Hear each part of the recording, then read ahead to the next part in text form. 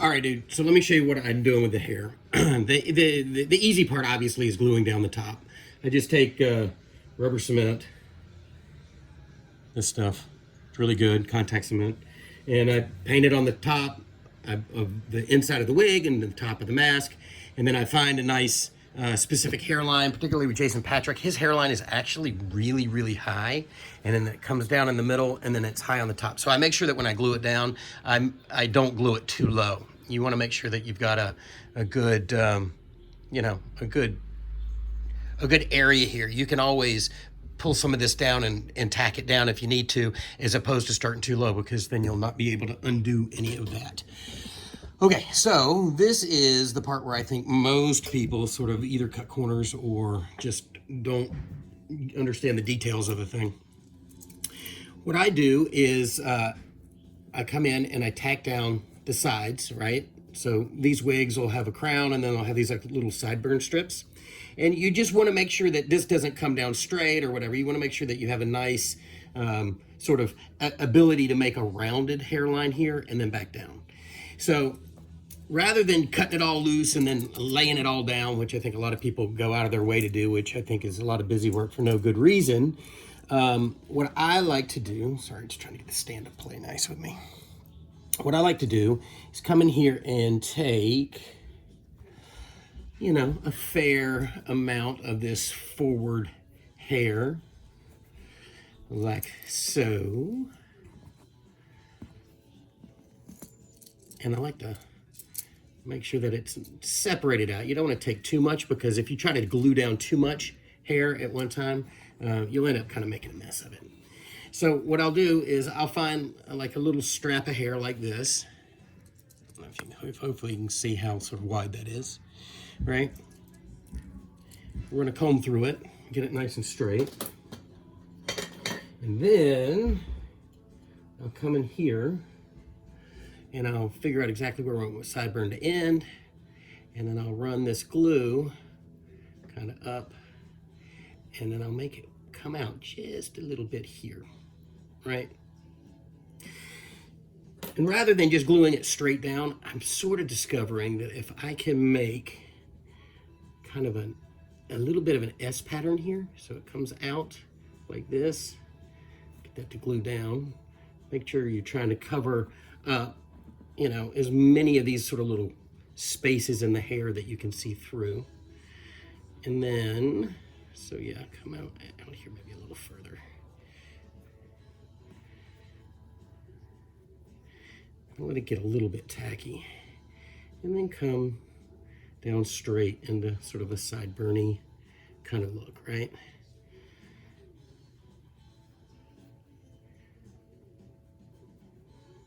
Now, we're not done yet, because what I then do, I just want to make sure that we're getting it kind of in there. So you can sort of see, I have this piece, it runs out a little bit and then it drops down.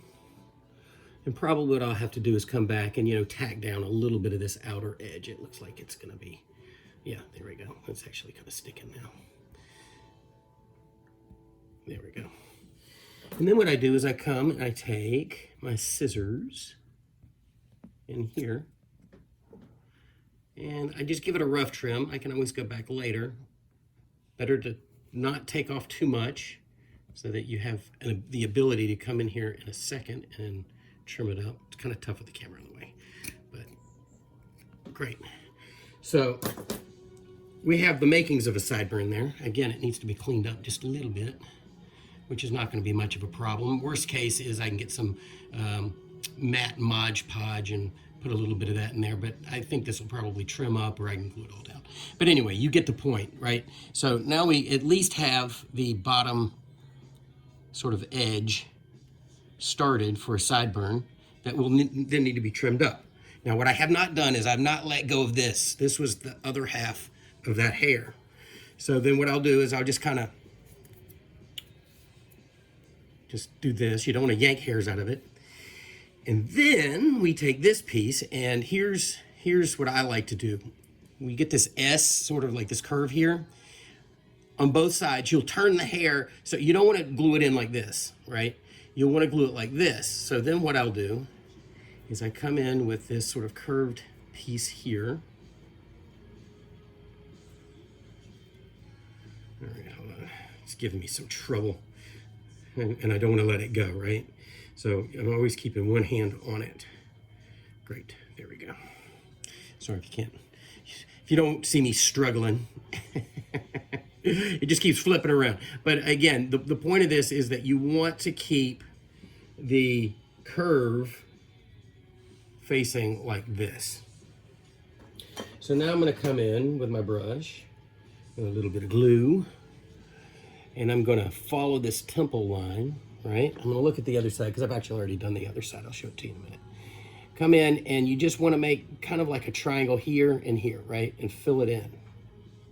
Because now what we're going to do is we are going to take this hair and put it in that glue. Okay, so then what I'll do is I'll come in here with a tool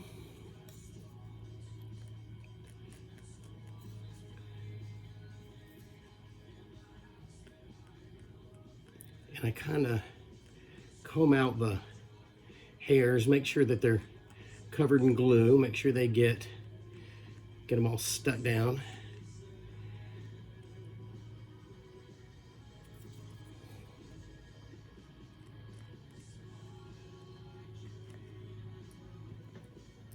There we go.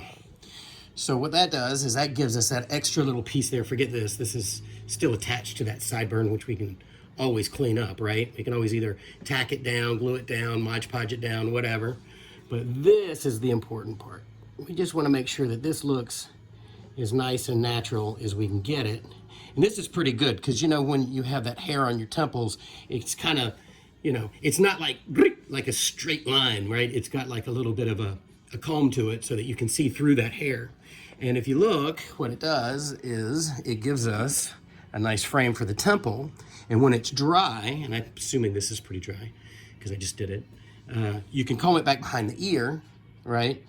And trim up around here. And again, you know, come in here and we can tack down the sideburn just a little bit, however we like it, or just trim it up like right there. That probably would do the trick. But it gives you a really nice framing on the face on a store-bought wig, because again, I find that a lot of guys that buy store-bought wigs, they just plop a wig on this stuff. And to me, if you don't have sort of the detail work here, and maybe on the other side, I can see I came a little further down. I might grab just a little more hair and just put one more little sprig of hair kind of right there so that it kind of comes back and it gives us the ability, I don't want to pull on this too hard, but the ability to frame the face. And then, you know, we can come in and drop this stuff down. And if we have to cover like a border of a wig or something, we can put just a little bit of glue there and then tack it like this. Hopefully you can see this, and it's hard at an angle, but tack it like that, and then that gives us a really nice flow from the top of the head, right, from the hairline, and it gives us that sort of rounded corner that Jason Patrick has. It comes down, and then just underneath this sort of actually flowing bit of hair that's part of the wig, we see peeking out this nice little temple detail. And then again, like I say, we can come in here and clean all this up through these little stray hairs and stuff.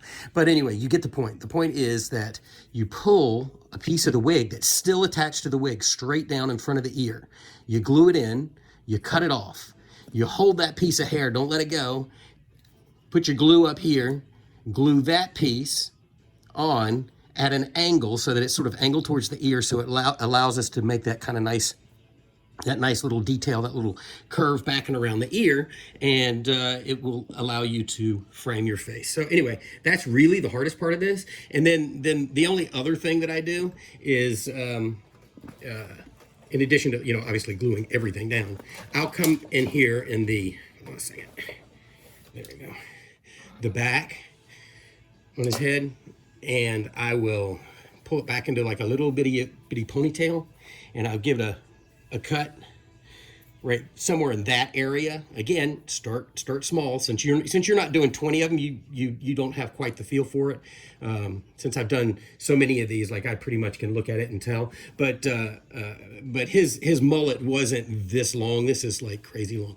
But anyway, you get the idea. You just come in here and I hold it and then cut it and then come back in here and then sort of shape the edges just a little bit. And the nice thing is, since it's curly, you don't have to be a barber in order to make this look decent.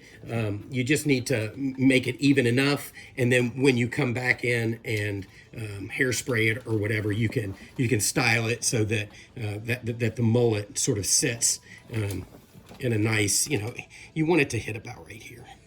So anyway, you get the point. And then the other thing that you can do, be very, very, very careful, but with a heat gun, if your wig is like super duper curly, you can hit it with a heat gun and the curls will come out. The problem is, if you hit it too hard, you'll either melt the hair or you'll end up getting it so straight that you'll want to kick yourself. At least these wigs are cheap. So if you wreck one, you can buy another one, but you get the point.